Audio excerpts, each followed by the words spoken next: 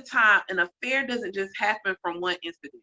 It's a buildup of several things that have not been talked about over time, or things that you never dealt with over time.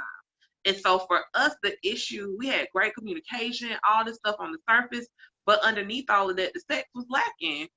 And even I would admit, like, it wasn't what it probably could or should be.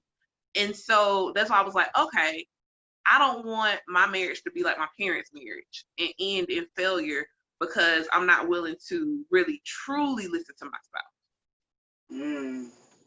A lot of it is, no matter how good a person is, you can't take no for so much. And most infidelities in marriage, and it comes from that angle. It's like you have one spouse that, and then it's like on my end, it wasn't like I wasn't doing the husbandly things. Like I was cooking, I was cleaning, I made sure my kids were bathed, I made sure, they did their homework. I was running around coaching, I'm still going to the gym, still providing her time. So it's like at the end of the day, it was like, what am I doing wrong? If I'm taking a list of everything a man should do to get the reward for being a good husband, it's like, I'm doing everything, but you're not getting the reward. So it's like, I'm trying to figure out at the time, like, what am I doing wrong? Is it me? Do I look a certain kind of way? Like, do I smell funny? Like, like these are things I'm looking at, because I'm like, I take care of myself. I take care of my family. I go to work every day. So it's like, I couldn't figure the thing out. And so I just started praying. I said, Lord, what am I doing wrong? And I never got an answer. I'm like, what am I doing wrong? And then I get an answer. And it was like, one day he was like, you're not doing nothing. It's not all you. And it's like, even in that period of time, it's like, you sitting there and I'm waiting for a response and waiting for a response. And it's like, there's no excuse for it, but you get to a point, it's like a tiger in the cage. When you put that tiger in the corner, he's got to come out the corner somehow, some way. And it's like, I don't feel that, people should hold that from the spouse, because you open a door that you don't want to open. And I mean, luckily me and my wife got to the point where we can talk, and it really, it exposed a lot of things, and it allowed her to open up to me, some of her fears and so on and so forth. And also some of mine. Yo, wow. That's good right there. And like, honestly, you guys said, 11 years marriage, almost 12. And for you all to be where you are now is a blessing, because again, I know a lot of people don't necessarily make it there. A lot of people just kind of give up or be like, well, you're not giving me what I want, so I'm going to go elsewhere, like you guys said. And so who knows, perhaps, and I mean, perhaps you all went through that for this moment right here, to show other people how important this is. Because like I said, I mean, even in my marriage, I feel like I'm that person that's always wanting whatever I want when I want, and maybe me and my husband aren't like fully on the same page with that, or maybe we don't fully understand each other in that aspect. And it's confusing. I can agree. I guess I would relate a lot to Roderick in this, because it's like, I often wonder, like, oh, is it me? Like, is there anything I can do? Like, is there something I don't understand? Like, and just really, really try to show that I literally, like, I think the thing that I'm afraid of, like, I don't think I would do anything, I would hope and pray that I wouldn't do anything to mess up the marriage or anything like that, or, or take any type of temptation and stuff. But at the same time, I guess my thing has been like, but don't like keep putting me in the situation to have to doubt or fear or wonder, so I guess to be on the other end, and like I can definitely relate. And so, I hope that you all are encouraging people that this whole thing is very important. I'm on team more married sex. I'm gonna make it a hashtag. I'm gonna make shirts. I think, through the whole process on my end is, what do you really want? And then, like, one of the things that I kept thinking about, when I was going through it, is like, why did I marry this woman? What things did I see in her? What is her value to me? And it's like, what things, are God allowing us to build? Where are we going? So, like, thinking about those things, like, I talk a lot of times when we do talk to other couples, I talk about building a wall, like a spiritual, mental marriage wall. And on that wall, it's like, you have all your memories, when you first met each other, when you had your first kid, your first trip all the things, you know, that are special. So it's like when you're going through hard times, especially when I was going through hard times when, you know, she wasn't giving me what I wanted, I can reflect on those things as like, okay, these are the reasons why I'm going to stay faithful. These are the reasons why, you know, I'm not going outside of my house. These are the reasons why I'm going to wait on my wife. And I mean, and it's not easy. And I mean, I stare at that wall a lot of times, but the thing is, it's worth it. And I mean, you know, my message, I guess, to people that have been married, you know, especially they're starting out fresh and things are not going the way you want them, you got to endure it. Because the first, like my wife said earlier, the first 3 to 5 years of marriage, that's the puzzle right there. You're still trying to put things in place. You're still trying to figure each other out. And even though you can talk about your love language, your sex language, it's completely different. And then you don't really know it until you're face to face, the door's shut, you know, your moms and dads and everybody's away, and you got to really figure this out as, you know, adults.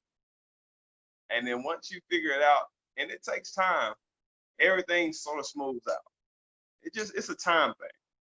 I think for me, like one thing I'll say that I did is like all of this, I would often pray, like not really for him, but for me. Like, Lord, let me be the spouse that he needs. Because I think a lot of times in prayer, we can be still selfish, like, Lord, change him, change him. And I was like, you know, Lord, change me. Like, that's a real, I always say insightful prayer. Like, instead of asking God to change the other person, change me. Let me be more of what he or she needs. And I think it's a selfless prayer because you want to be what your spouse needs and what your spouse wants.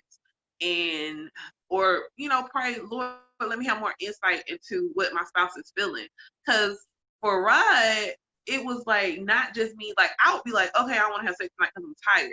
But in his mind, his love language is not me saying I'm tired that he's hearing, it's him feeling rejected. And when like that thing really hit me, and I was like, it's not that I'm rejecting you. I love you. I don't want you to feel like that. But he felt like I was almost like abandoning him or neglecting him, which of course goes against a biblical marriage, period. You're not supposed to be depriving each other. And so to not have that connection is a form of neglect. It's a form of abuse. And you can't expect a kick dog to not fight back eventually.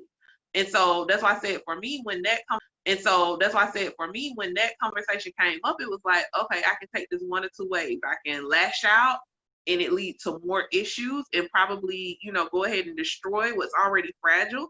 Or I can really take a second and really hear this time what he's saying. Because it's not like he hasn't said it before. I just was like, oh boy, you'll be all right. You know, at that time it was like, oh, okay, I'm happy that you're talking to me about it and that you didn't act on it. Because so often in marriage, instead of the person having I always say, which one do you want? The beautiful lie or the ugly truth? Because a lot of marriages are built on beautiful lies. Like instead of me telling my spouse I'm thinking about having an affair, I'm just gonna go do it and not tell them.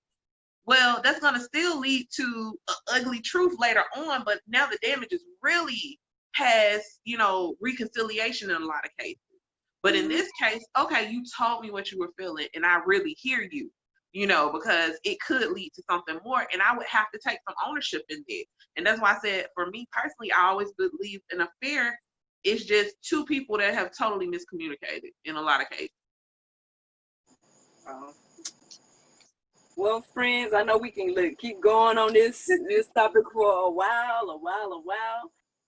But you know, if there's any other thing that you feel like, you know, we may have left out of the conversation that definitely needs to be said about the importance of sex in marriage, what would that be? Have fun. Like, sex is not meant to be stressful. Sex is meant to be enjoy. You know, it's meant to be a joyful moment. And like I tell my wife all the time, and I mean this, like, sex to me is like, that's my ultimate love language to her. And it's like, me as a pleaser, I want to make sure, you know, her mind, her body, her spirit's pleased. And it's like, you know, I'm taking my time to invest in you. And I think that everybody should take their time and invest in their spouse. Like, that's the one, you know, that God chose for you. And that's the one that, you know, you chose her, she chose you. Enjoy one another. Like, you know, talk to one another. Sex is meant to be fun. It's a holy gift. I mean, you know, it's something around nature. It creates life. And it's like, enjoy that. And if you enjoy it, your communication is going to be better. Your marriage will be better. And most of all, your friendship with your wife, your spouse is going to be a whole lot better. If I could say anything about sex in marriage, really just do it. Like, Nice. just do it. Like, and I would say, you know, specifically for the spouse with the lower sex drive, you're gonna have to compromise. You know, it's gonna be some days you don't feel like doing it. I love how my pastor used to say sometimes you gotta fake your way into a feeling. Like, you you may not feel it in that moment at first, but if you start, you know, putting a little spark on the flame, that thing gonna light up. So just do it. Some days you just might just have to do it. And I feel like, you know, definitely if you married, you need to be doing it often, maybe like 2-3 times a week, often. So that, you know, you keep that bond. And I love what Rod said. Make it fun. It should be enjoyable.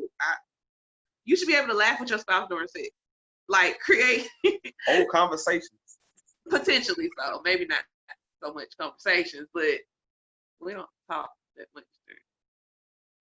So Part 2. Listen. And keep it spicy. Keep it spicy. Get the toy. All right. Well, friends, I just want to say again, thank you all so much for sharing your life with us here on God, Sex, and Love. Shout out to you all for being the very first to interview on the TV show. So, woo! I'm gonna have to send y'all a gift or something. I'm about to figure, you know, more little pictures together. And this is why we need sponsors. But yeah, I'm about to do something for y'all because you know you guys are the first. You know what I'm saying? I ain't gonna go there. Should I go there? No, I ain't gonna go there. Go there. Go there. But no, like all serious though, like I enjoyed this conversation with you all. You know, at the end of the day, I don't know if anyone is going through this. You know, with your spouse.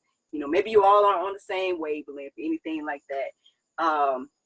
Definitely go to God about it. I say definitely pray about it. I think the thing I struggle with is being like kind of beating up myself about it. Like, okay, well, maybe it's my past. Maybe it's this and that, you know, maybe it's something I just need to change about me in this area and stuff and things like that.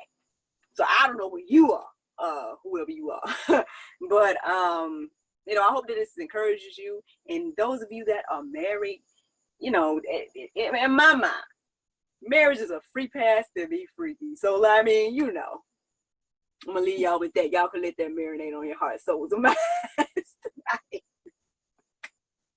Well, Englishes, thank you all so much again for joining me. You're welcome. You're welcome. I'm looking forward to chit-chatting with you all again. We got to have you guys back on. Yeah. Come. I don't know. Let me know. But all right, y'all. Well, I will let you all go. Bye-bye. Thank you all for joining me.